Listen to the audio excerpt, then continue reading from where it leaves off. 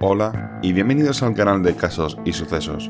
Yo soy Mayen y hoy tenemos el caso Almería, un crimen ocurrido en 1981 donde varios miembros de la Guardia Civil asesinaron a 3 inocentes e intentaron encubrirlo y silenciar a los familiares. El caso tiene su propia película, la cual está en YouTube, llamada El caso Almería, de 1984, donde explica todo lo ocurrido. Tendréis el link en la descripción. La película no escapó de la polémica y hubo muchas presiones para que no saliera a la luz. En la misma semana de su estreno, el Cine Teatro Regio de Granada fue incendiado. Al día siguiente también atacaron el cine de Vigo y en Valladolid retiraron la película por continuas amenazas. Like y suscribíos si os gusta para así poder ayudar al canal y sin más, comenzamos.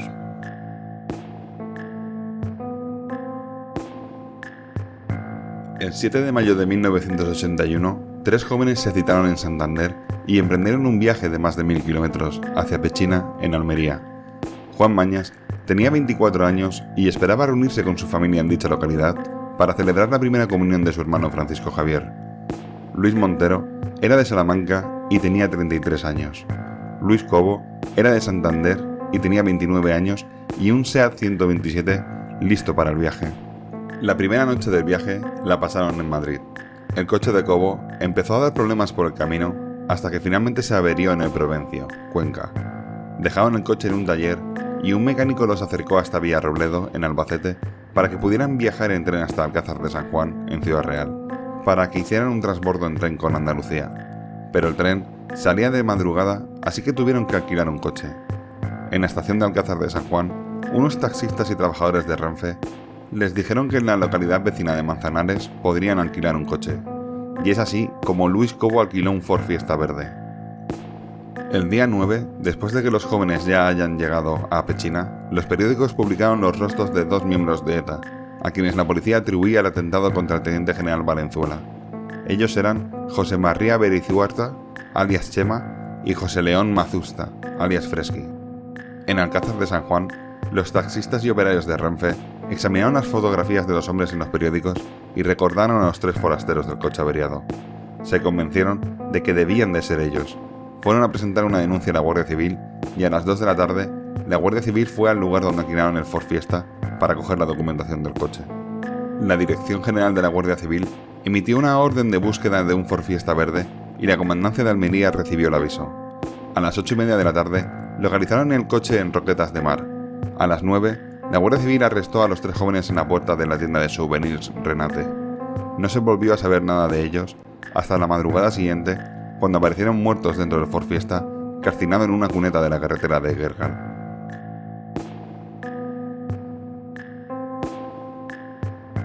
En la versión oficial, el Ministerio de Interior dio el siguiente comunicado. El día 8, fueron vistos y denunciados en la provincia de Ciudad Real 3 individuos que infundieron sospechas por su parecido con los terroristas, que intervinieron en uno de los últimos atentados de Madrid, cuyas fotografías han sido difundidas por la prensa. Los sospechosos alquilaron un Ford Fiesta matrícula CR 1625D de color verde, con el que partieron en dirección desconocida. Alertadas las comandancias de la Guardia Civil y de Tráfico, fue localizado a las 9:30 de la noche el citado vehículo en la provincia de Almería, en un lugar próximo a Roquetas de Mar, donde fueron detenidos los 3 ocupantes del vehículo, en cuyo interior se encontraron 2 pistolas. Hechas las oportunas comprobaciones, se descartó la posibilidad de que se tratase de los terroristas buscados. No obstante, ante sus confusas y contradictorias declaraciones, y que uno de ellos carecía totalmente de documentación, había serias dudas sobre la autenticidad de la que portaban los otros 2, y se les hubieran encontrado más armas. Al haber manifestado que habían pasado la noche en la zona de Gergal, sin precisar el sitio, se decidió su traslado a dicha zona con objetivo de continuar las averiguaciones.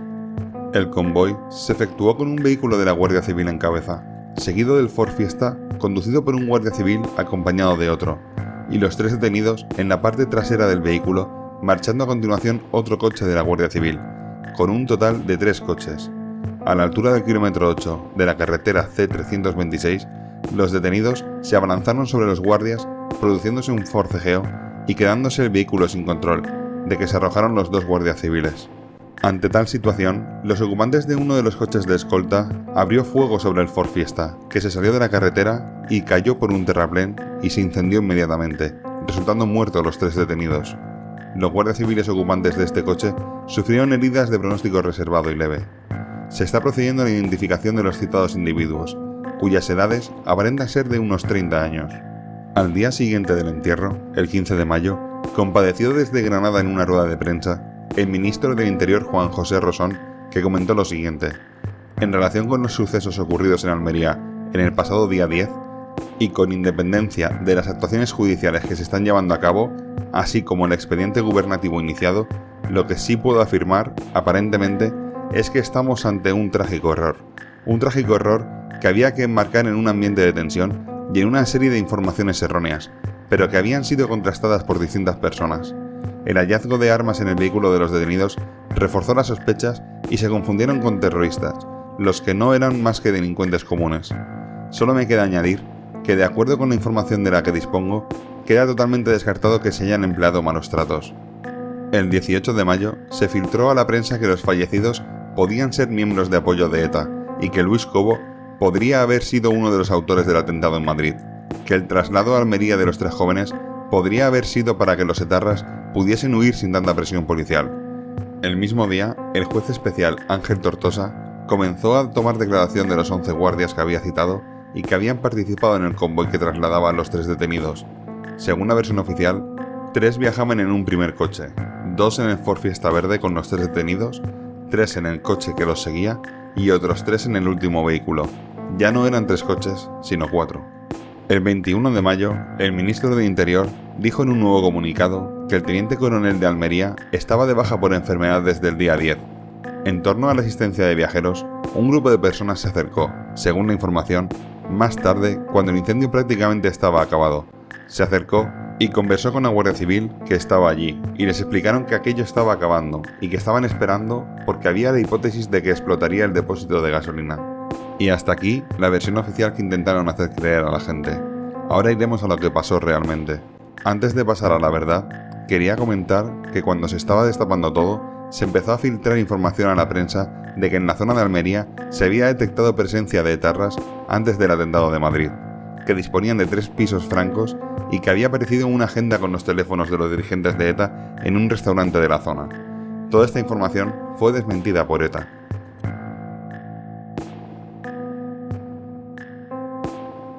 Cuando llegaron a Almería, Juan Mañas llevó a sus amigos a visitar la capital y volvieron a casa a comer, después de ayudar en la preparación de la cochera, en donde se celebraría la primera comunión de Francisco Javier.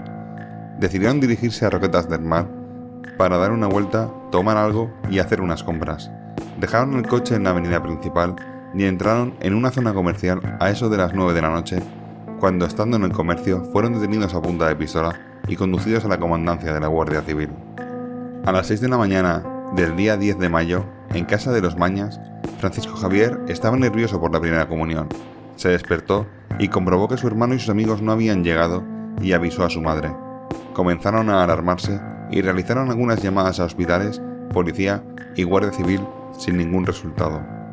A las 7 menos cuarto del domingo día 10 de mayo, todavía de noche y comenzando a amanecer, 5 pescadores pertenecientes al Club Almeriense de Pesca El Palmeral se dirigían por la carretera comarcal C326 a un campeonato de pesca que se celebraba en la localidad granadina de Zújar.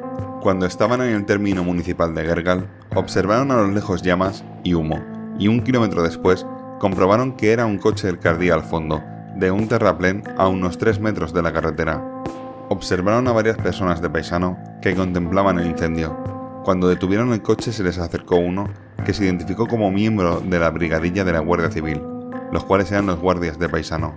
Juan López Almecija, que conducía el coche, declaró que les ofreció el extintor que llevaba en su coche, para ver si podía serles útil para apagar el incendio, y que el Guardia Civil contestó que no hacía falta porque ya habían sido evacuados los heridos y pidió que se marcharan. El conductor insistió en el ofrecimiento y el Guardia Civil volvió a exigir que se fueran. El padre y los hermanos de Juan Mañas salieron en su busca. Visitaron hospitales, la comisaría de policía y el cuartel de la Guardia Civil, varias veces sin ningún resultado. Su madre, María Morales, se quedó en casa y una hermana acompañó a Francisco Javier a hacer la primera comunión. A las 12 de la mañana, un portavoz de la Dirección General de la Guardia Civil hizo una breve declaración.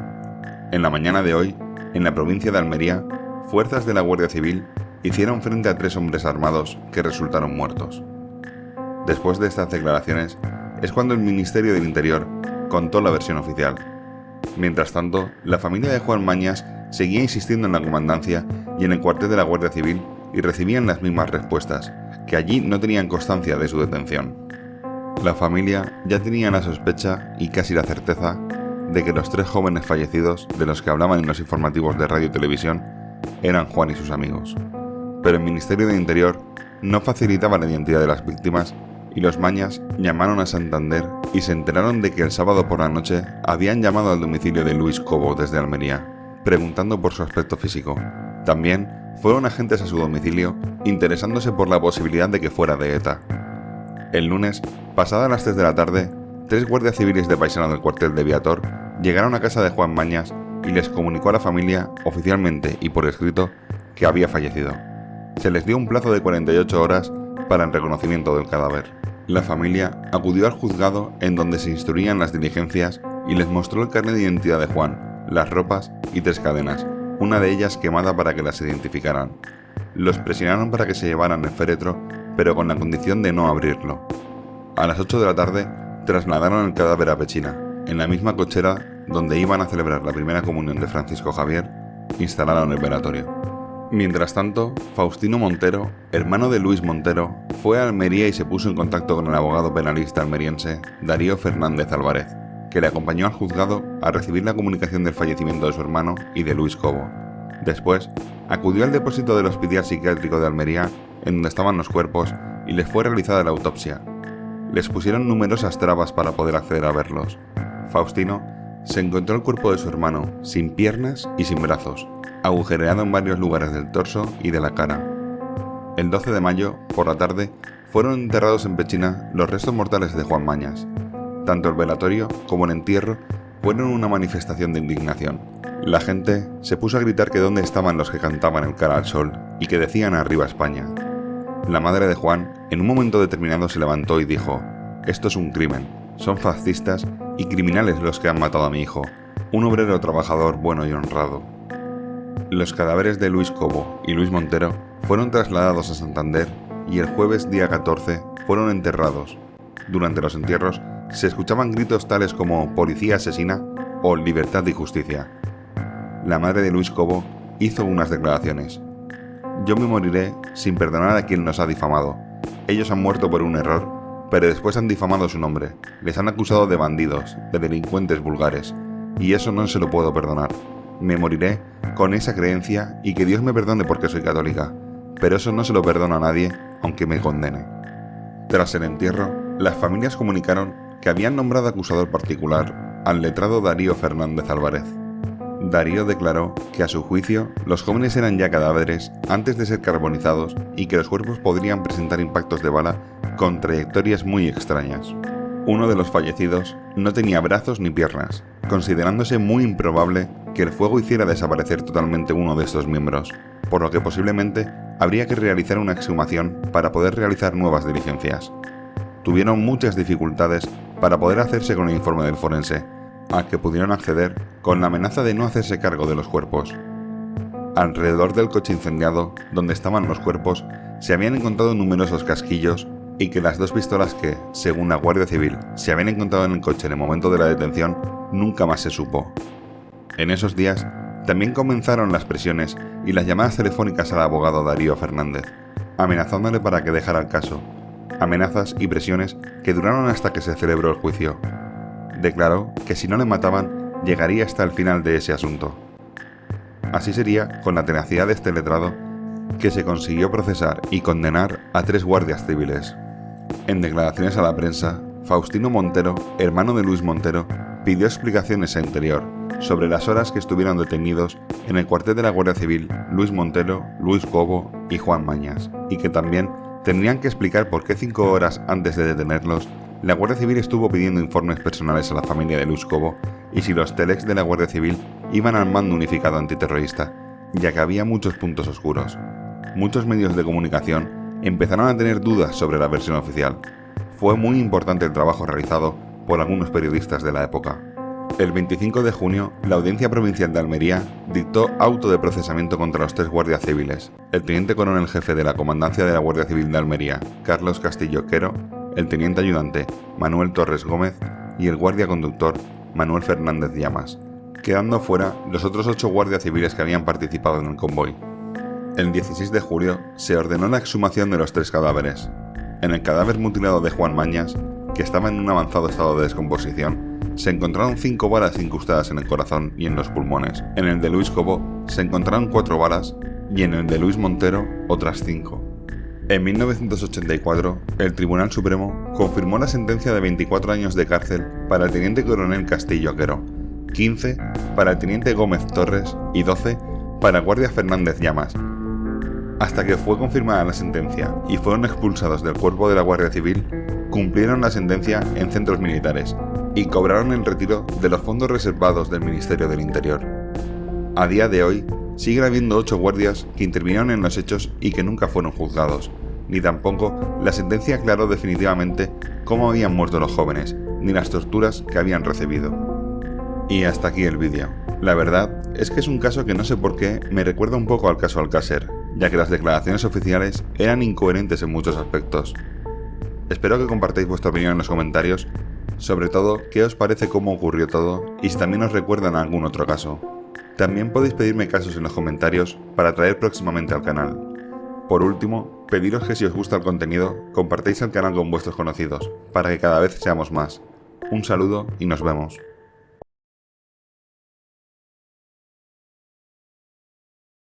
¿Cómo iban esposados los detenidos en el interior del coche? ¿Con las manos delante, detrás o con grilletes en los tobillos? Lo único que sé es que iban esposados. ¿Es que temía usted que se escaparan? ¿Cómo? ¿En el coche o saliendo y corriendo a campo traviés? El riesgo era que se escaparan. Concretemos. Si hubieran intentado escaparse corriendo, esposados como estaban, a través de una zona desértica, ¿no se bastaban todos ustedes armados para darles alcance y reducirles?